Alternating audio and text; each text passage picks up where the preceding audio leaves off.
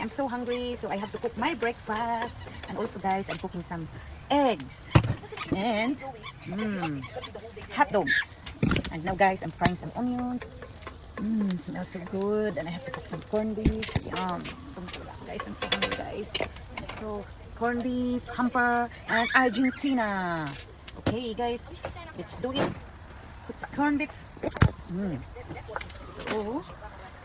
So I'm so hungry. I'm cooking now.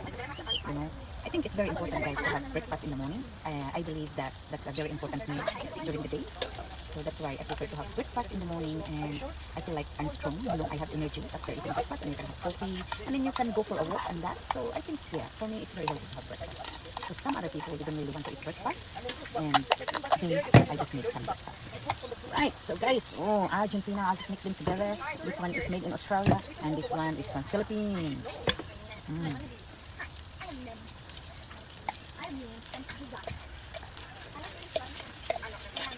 Guys, so yum. Yummy. Yummy guys. It's cooking now. So guys, as you can see this cooker, we use this for camping guys. We just recently bought this one. Damian bought this one for his Christmas present, I think. So this is really handy guys. It has everything. It has a saucepan as well. You can make anything. It has also a griller, griller plate that you can use to cook some steak or anything that you would like to have grilled. And then so yeah, I think this one costs around $600. So comes with the chopping board guys. This one, and also this is the lid for that, and this one as well, that's a griller plate. So this brand called Cobb. So you can buy this one guys if you really like this. I really recommend it. It's really nice, worth it buying. And this is the pizza plate. If you want to cook fresh pizza, you can make your own pizza. So yes, and so today guys, I'm also making garlic rice because Filipino always eat rice. And this is the frying pan as well guys. So it's good. You can cook any stir fry veggies, stir fry beef, or stir fry any meats you like. And so guys, this is where I'm going to cook my garlic rice. Smells good guys. It's cooking the corned beef now guys. Yum. I like it a bit dry, not too wet. I don't like wet. You like wet? Me too. I think your husband likes wet. Apil na guys, siguro ni makaon ka lang ini pagbaga. She likes wet too.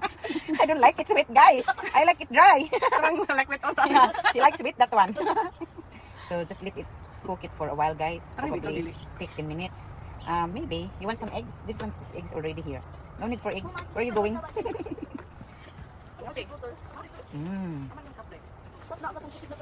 Yeah, I love food guys, you know that. If you don't know, I love food. That's why I love cooking, I love eating, because I love food. Anything I can eat guys. Fried fish, liver.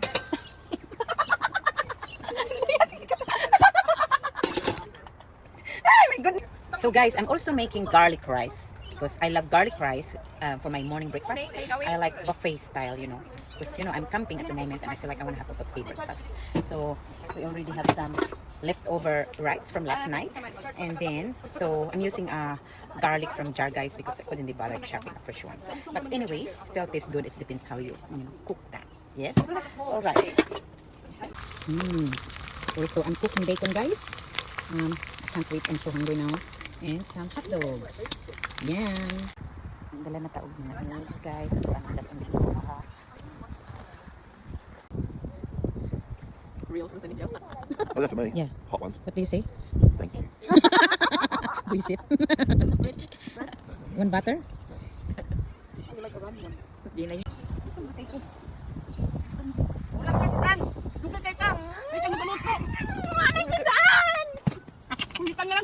Asa man diha? Amaw. Nakidagko man silang mga baba. Amaw nang mga naisod ang kaipan. Sigla na kita kag bag. Kapon ng ano. Uy, batasan.